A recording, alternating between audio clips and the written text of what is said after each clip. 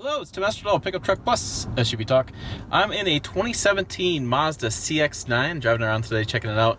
I'm in the middle of Nebraska, like, seriously, the middle of nowhere. Which makes a really great spot to do video, because it's nice and quiet. So let's check out the interior. One of the things of the CX-9 that's really nice is Mazda's really stepped up their game on the quality of interiors. And so when I do it like this and you don't have my hand in your way, we have a really nice gauge cluster here, start stop, good sized knobs. Steering is a nice sized steering wheel, I should say. All of our sensors over here that turn off the nannies. We have the infotainment system. See, it's not quite as it's got the turn dial like BMW does, and I don't know that I'm a big fan of those turn dials. It kind of looks cool. And then we have our heating and cooling systems. We have our shifting. We have our cup holders. We have not a huge center console for storage. Let me try to zoom out so it gives us a better view of this. But you know, we have a decent amount of room. Things you notice, we have USBs but no cigarette lighter, and so no way to plug anything in there. With that kind of setup, we have some really nice seats, nice perforated leather seats. Pretty comfortable. I've been driving those around today. We have the Bose stereo system, which is pretty good, I must say. I've been cranking up some rock and roll. It sounds pretty good. It is a 3-row SUV. We have second row. I have the one seat up in the back. I have sat back there, and yeah, I'll do it right now.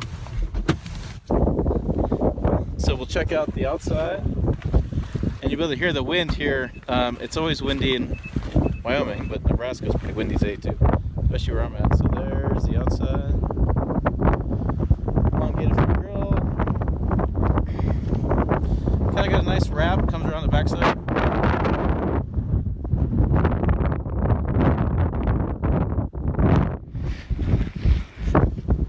So let's check out the second row.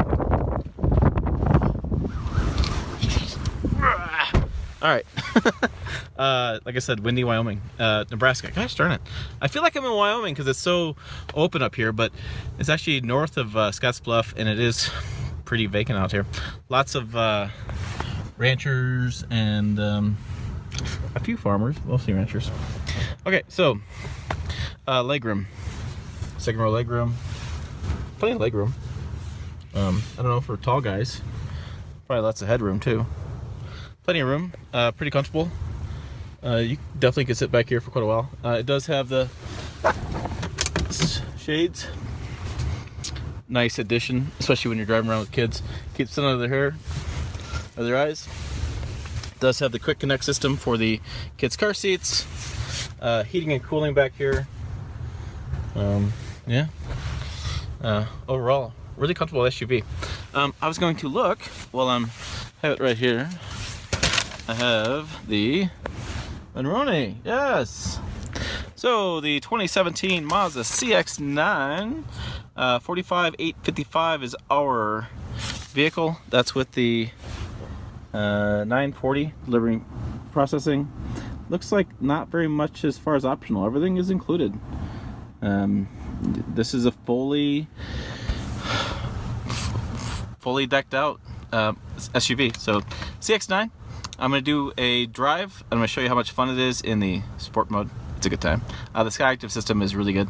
And I'll give you some final thoughts here in a little bit.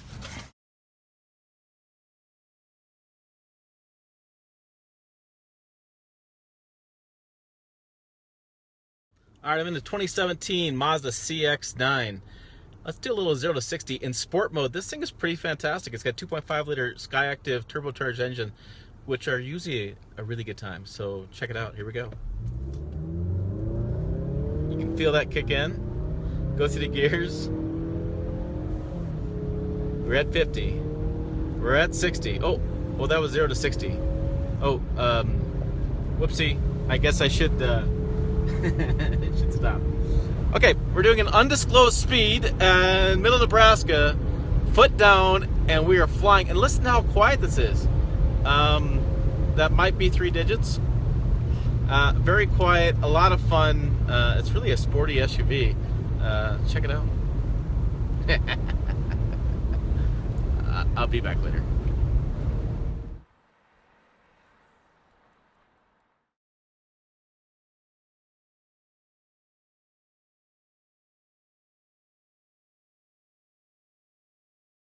Alright, let's do some dirt road driving. Alright, I drive a little way to find it, which is surprising here in Nebraska. These dirt roads are everywhere. That's condition of the roads. This is the Mazda CX-9. So let's give it a go.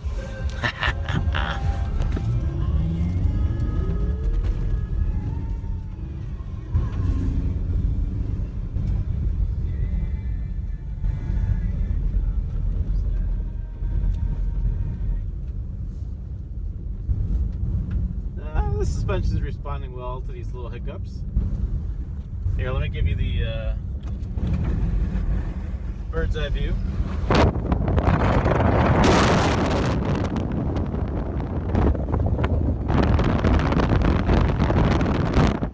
Not quite the bird's eye view, but the other view.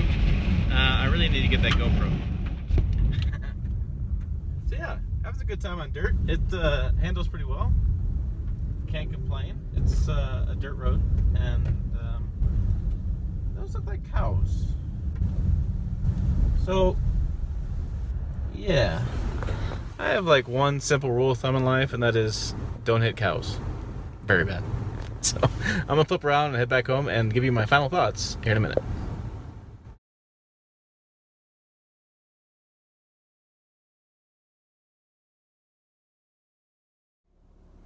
Alright, after a couple days of driving around in the 2017 Mazda CX-9, I think I've come to some conclusions about it. It's a very interesting vehicle from Mazda. They're playing in a segment that is highly competitive. I did some comparisons of different vehicles that you would buy in the segment. You're looking at stalwarts like the Ford Explorer, you're looking at Toyota Highlander, Honda Pilot, large mid-size three-row SUVs. Give you that option of third row, but most times use just a two-row. I'm kind of mixed on it. It's an interesting. They presented an interesting choice to consumers, is the best way I can say it. So the Skyactiv technology and the engine is fantastic. It's fast, it's fun to drive, it's sporty. The CX-9 is lighter weight. The specs I got was 250 pounds lighter. They made it, and so it's faster to drive. It's faster off the line, and it's really smooth driving around. The interior is got some of that BMW kind of feel to it. So it's an upgraded interior, which is a big news for Mazda. It's not cheap sounding. It's not chintzy. It's their new signature interior. They did a really good job with it. I feel like the infotainment system is a little bit slow. It doesn't respond quite as fast as I want it to be. But again, it looks sharp. It's not that big of an issue. You're not switching through the sections as much as fast as most people are. I'm flipping through really fast trying to see what the different options are. I'm playing around with it. But most times you're turning on the radio, you're just checking out your stations. I mean, you already got it pre-programmed. So I don't think that's big of a deal. It's very interesting. I had to do some research. I thought that it was actually shorter than the Highlander and Explorer. From the exterior looking onto it, it's got that long front nose. And so what that gives you is just visually, it's a different feeling when you get into the cabin. And so I don't feel like the cabin is nearly as wide and is nearly as tall. And I don't think the vehicle is nearly as tall as, say, the Ford Explorer or Toyota Highlander. However, looking up the specs and getting my official numbers from the sites, the numbers are pretty consistent. Hip room, which is the measurement of the seat, Mazda says 66.7 inches, Ford Explorer 57.3, Highlander 57.2. I could see the seat bolster on the sides. Let me get that a little bit better lighting. It's really bright out this morning. The seat bolster on the sides would be a little bit wider, so the rear of your seat would probably be a little bit wider, but I don't know if I buy that. You're talking almost 10 inches wider on some of these specs. I'm not buying that. The legroom, it says it's 41 inches, so it's kind of short.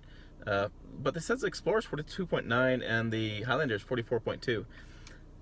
I don't know. I mean, the legroom is fine for me. It's plenty of legroom. I don't have an issue with that. And it just seems like those numbers are a little bit off. I don't know that I buy them quite apples to apples. And then the exterior, like the length. The CX-9 is measured at 199.4 inches long. That is an inch longer than the Ford Explorer. And it is 7 inches longer than the Toyota Highlander. That really surprises me. I really thought the Highlander would be longer. The width, as far as exterior width, no mirrors. Mazda says 77.5 inches. The Explorer is, I just had the number, 78.9, so the Explorer is a little bit wider. And the Highlander is 75.8, so it's 2 inches narrower. The Highlander is 2 inches narrower than the Mazda. I don't know. It just feels different in the cabin. I feel like the Highlander is more open, and so it feels like a little bit wider. So it's just an interesting use of space. As far as height, again, this is something that I really kind of thought that the Explorer feels like you sit up higher, and the Highlander feels like sit up higher. This is more like Dodge Journey, Honda Santa Fe, where you kind of sit a little bit lower, and so it's just a different, question of what you want to buy as far as an SUV. And again, Mazda is saying that their height is actually taller. They're 69 inches high by their measurements, and the Ford Explorer is 70 inches, so only an inch, and the Highlander is 68.1 inches. So it's actually saying the Highlander is shorter. I don't know. Maybe they're accurate, but from the feeling from inside the cabin and the feeling from driving it around, it feels like it's a shorter, 3-row SUV that has great performance, has really nice interior, really nice styling, really comfortable interior, but I don't know that it doesn't feel like it's the same height and length and width of, say, a Highlander or Ford Explorer. And getting in out of the rear seats, it seems like it's shorter. It just feels like it's a smaller car. And maybe that's a benefit to Mazda. Maybe if you want to have the 3-row SUV, but you don't want to have the big minivan feeling of a larger SUV, this is where you go with, because it feels smaller than what it is. And that could be a benefit, or it can be a negative. Maybe you want something bigger and you don't feel like it's big enough. I could see a lot of consumers driving this and feeling it's not the same competitor of, like, say, a Ford Explorer or Toyota Highlander. They just would feel like it's not the same size. I could see that, so I don't. It's coming down what you're gonna spend. Did some price comparisons, and the 45,255, which is right about what our test model is. Our test model is 45,855. We have some carpeted mats and different things as far as options.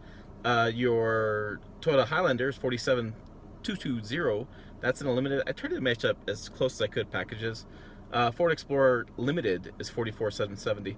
The Platinum, they offer a really nice Platinum version as well, which has got some amazing seats in it. It's 54,000, so it's quite a bit more. And then I also did a Nissan Pathfinder. Again, I feel like the Pathfinder a little bit wider. I took that on the tank drive to Minnesota. If you haven't seen the tank video, check it out. It's really cool. And I feel like we had 2 journalists in there. I felt like we had more side-to-side room. It was a bigger cabin. I don't know. Again, the Mazda feels smaller to me, and it could just be the way that the doors are shaped and the way it's curved in on the sides. Another interesting thing that I thought that I didn't even realize that kind of came up in my research was the towing capacity. So, this is not a big towing vehicle. You're not going to tow a whole lot, maybe a boat here and there to the lake. Towing capacity, maximum towing capacity on the Mazda was 3,500 pounds. Highlander and Explorer both 5,000 pounds. 5,000 is pretty average for the segment. 3,500 pounds seems like a little weak. You can do. So I towed my neighbor's 17-foot trailer fiberglass boat, and I believe that with the trailer was 2,000 to 3,000 pounds. And you add payload because you subtract payload from towing capacity, and going to the lake with this with a boat, a long boat, is gonna max it out and pretty considerably. Then you add in the turbocharged small displacement 2.5 liter Skyactiv engine, and it's going to struggle, and your fuel economy is going to struggle. That's just the reality of it. Natural aspirated engines are always better because you're not having the turbos wind up and spool up all the time, and you're not sucking down gas. Every time the turbo really winds and spools, you're sucking down a lot of gas. So something to keep in mind there too is if you're towing a lot, this is probably not the vehicle for you. And as far as torque and horsepower, Toyota says that they have better torque by the numbers, and that could be true, but it's not as fun to drive. The horsepower of the Toyota says there, and the advantage of that, I don't know. I don't agree with that. I think that both the Ford Explorer with the EcoBoost and the Mazda CX-9 with the Skyactiv torque numbers and horsepower numbers could be less technically, but they're much more fun to drive vehicles. So it's a very interesting vehicle. I'm gonna continue to drive a little bit and continue to check it out, but I can tell you that they present a very interesting argument on what you're looking for, what you're going to buy in the segment. Dollar-wise, price-wise, you can probably get a better deal on this. They probably have more rebates. It's still a small manufacturer. Looking at the total numbers, and the big dog in the marketplace is Ford Explorer. They're selling about 19,000 units a month. Looking at the Toyota Highlander, 18,000. I really do like the Highlander, but so the CX-9 is 21,000 units a month. Was their last month's April sales. So smaller sales volume. So that means that you could probably get a really good deal. You could also find a gem. Like I said, I drove the Honda Santa Fe Ultimate Limited, which is their premium package, and I really thought it was a great SUV.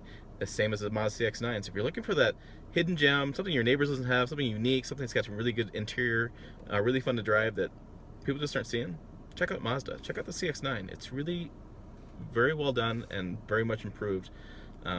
Just has to fit your lifestyle. And that's it. And we'll see you down the road.